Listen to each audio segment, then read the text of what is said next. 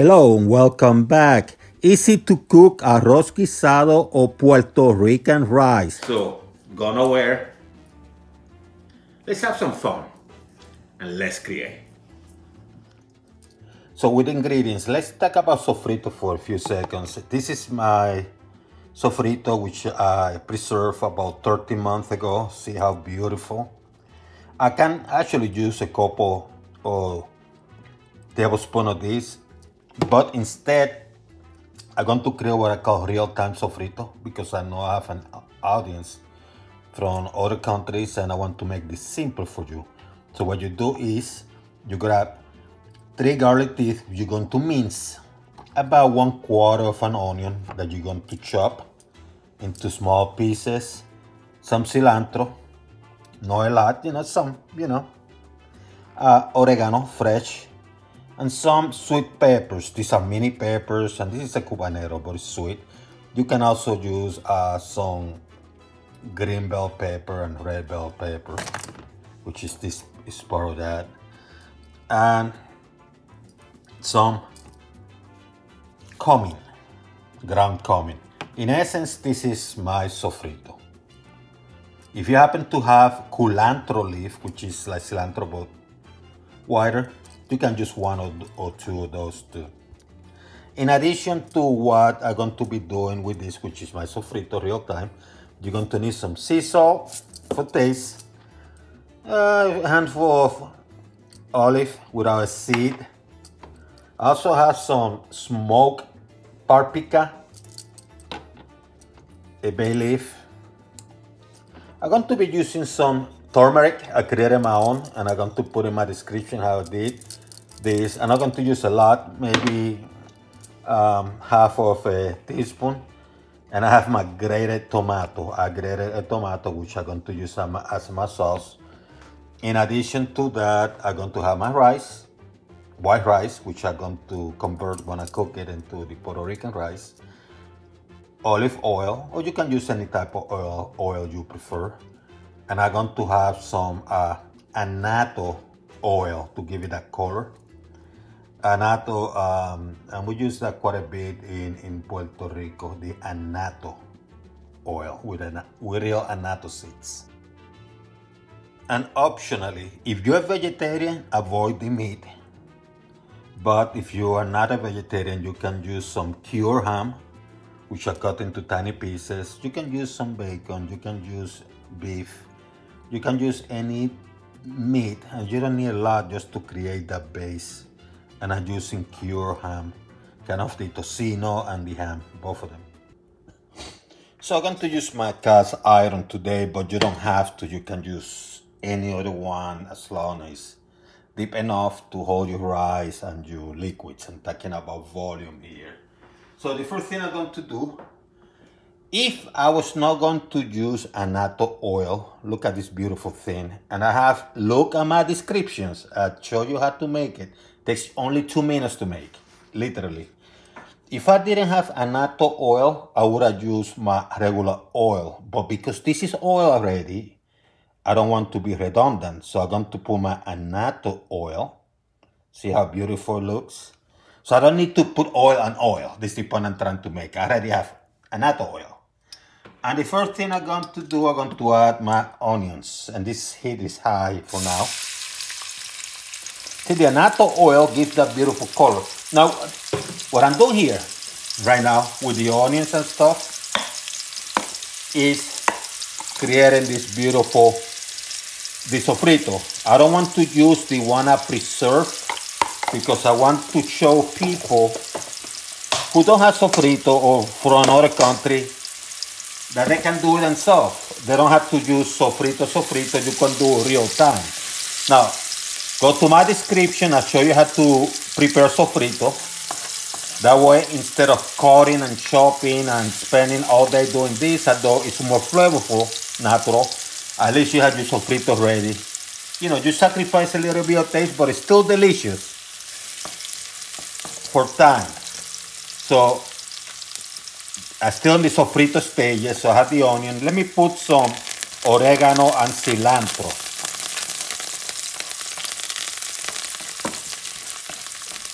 I'm going to add my peppers, which are chopped. Here they are, see?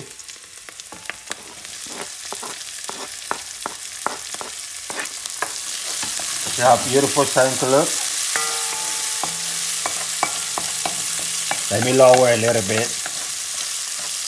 Now it comes the garlic that I minced.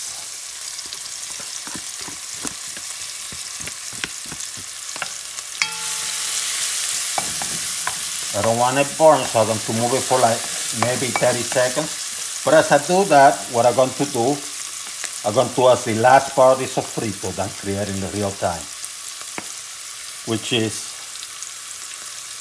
the cumin ground. And adding a little bit, you know, like half a teaspoon. Move it around. Now I'm going to move it to the side for a little bit because I'm going to add my meat, tocinos and stuff. Now I'm starting to create the base. Sofrito plus the other stuff I'm adding now equals base. So the my sofrito, real time, now adding the meat. Sofrito plus the oil, plus the, you know, like the little meat, olive, paprika. It's like the base. Tomato, the tomato sauce. Let me use a little bit of turmeric. Not a lot, just a little bit. Just a little bit. And I lower the heat to medium because I don't want my stuff burned. Let me move it, let me move it, let me move it. Let me do some paprika.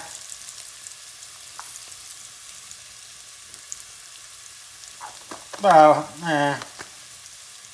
teaspoon, if that.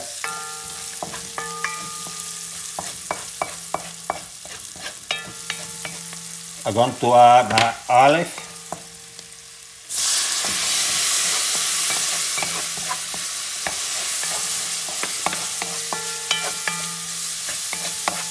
And now I'm going to add some grated tomato. This is from fresh tomato.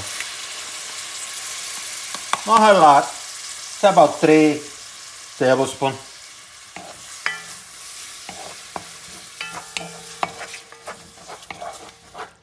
And I let it move medium high. Let me move it around because I'm going to turn the heat up soon.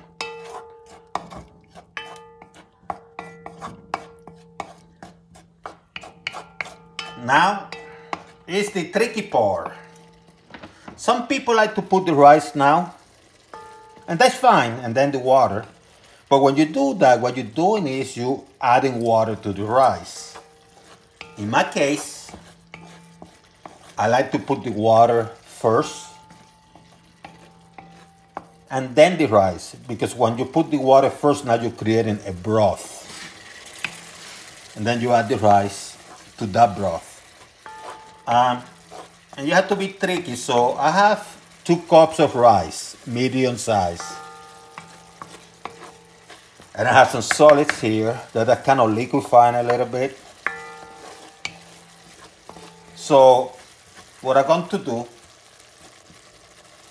I'm going to add about 2.5, because I have to account for the solids. And I actually don't need, probably what I need is 2 1/4 for the 2 cups, because you have to have about, just about fingertip more of water. So I'm not going to put it all yet, because I'm going to, see, I left a little bit behind just in case. If I need more, I need more. So what I'm going to do, I'm going to increase the heat. A nice one, you give it a little taste, because how you broth taste, salt-wise, it's going to tell you how pretty much your rice is going to taste. Is salt. So I like using sea salt.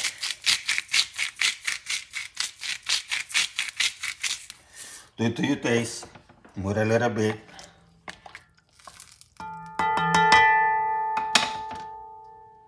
See the color already. A little bit more for some reason.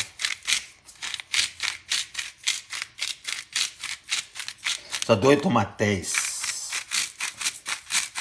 But you have to be careful, you don't want it salty. There it is. You really don't want it salty.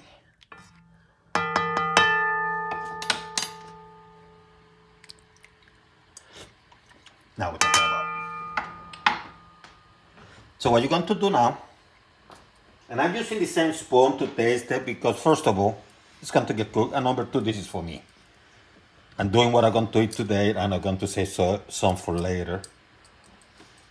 It's earlier. I'm off today, so give me a chance to do my thing. So you add some rice. I have 2 cups here, medium size. I'm going to move it.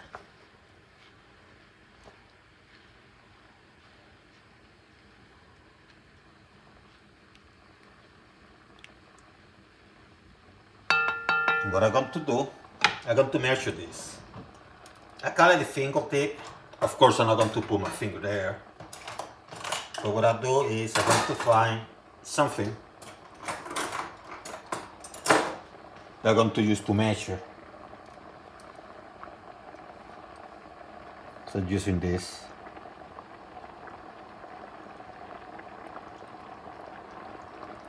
Yeah, that sounds about right. Actually, let me add a tiny bit more. Just a tiny bit more.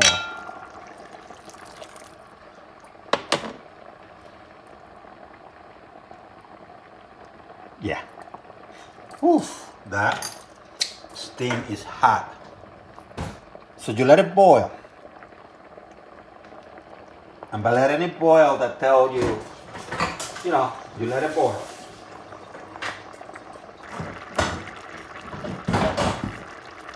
So let me show you something.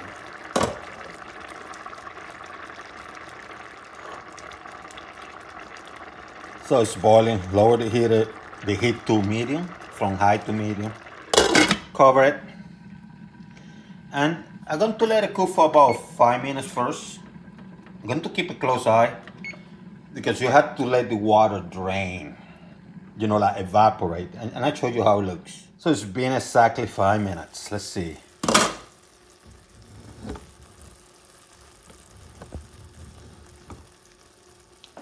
Actually, let me switch. It's been exactly 5 minutes. It's not nearly ready because you can see the liquids. So what I'm going to do, see how it's starting to, the water start to go down. I'm going to let it run for another minute before I start moving it. I want it to solidify a little bit more. So I'm going to let it go for another minute and a half. So the water has evaporated somehow. Well, I know why, but. So what I'm going to do, I'm going to move it a little bit because I don't want it. I want to minimize the amount that's going to stick at the bottom. See, this is not nearly ready. But I want to, and you don't want to go crazy moving it because then it gets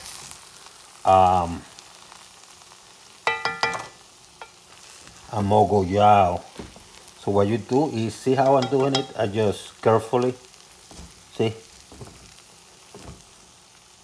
Trying to move the bottom, but I'm not going crazy. And I'm gonna have to use 2 hands here because this thing is moving around too. So what you do is, see, I'm not going like, crazy. I just lifting it and turn it a little bit. Lift this side and turn it a little bit. I'm not mixing stuff yet. I turn it around. This is what I'm doing. See, lift, turn, lift, turn. Lift, turn, and not crazy over. Lift it and turn it. Lift it and turn it a little bit.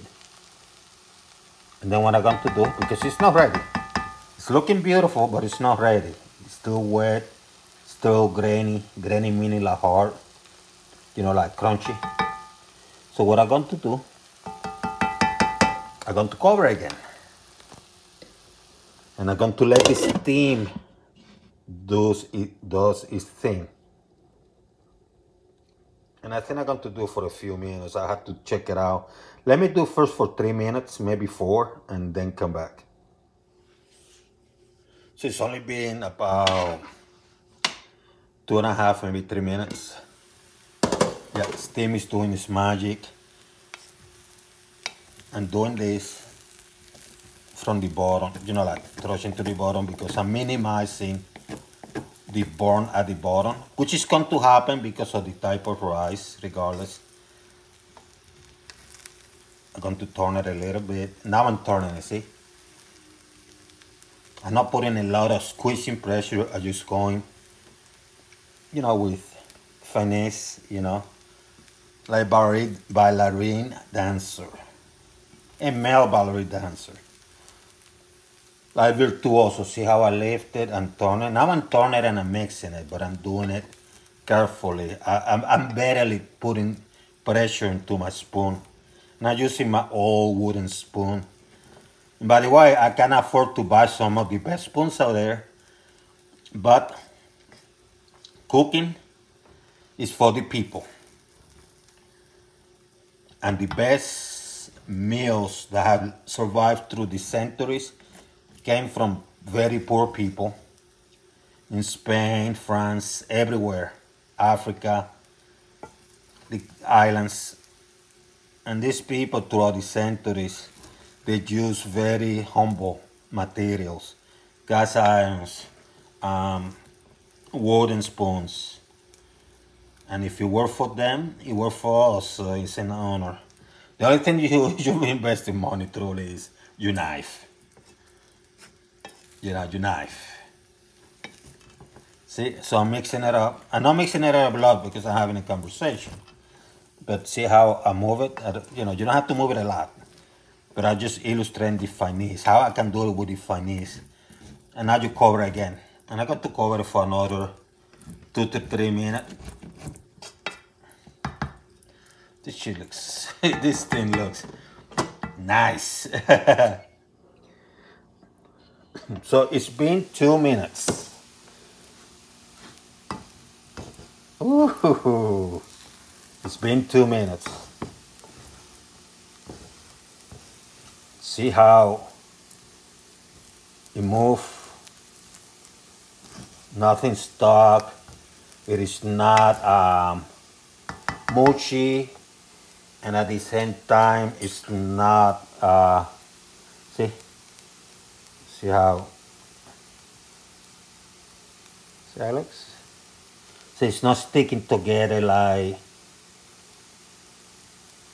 sushi rice. It's not supposed to. See? See how nice? This stuff is ready, by the way. And the reason I use like 2 to 5 minutes, I use that range is because not every stove is the same. I have an electrical one that I bought in 2004.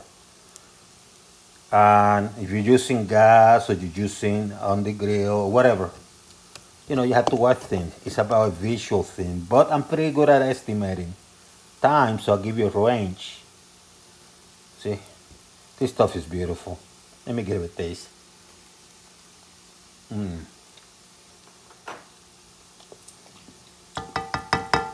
So, I'm going to cover it, take it out of the heat, and I'm going to let it sit for a couple of minutes.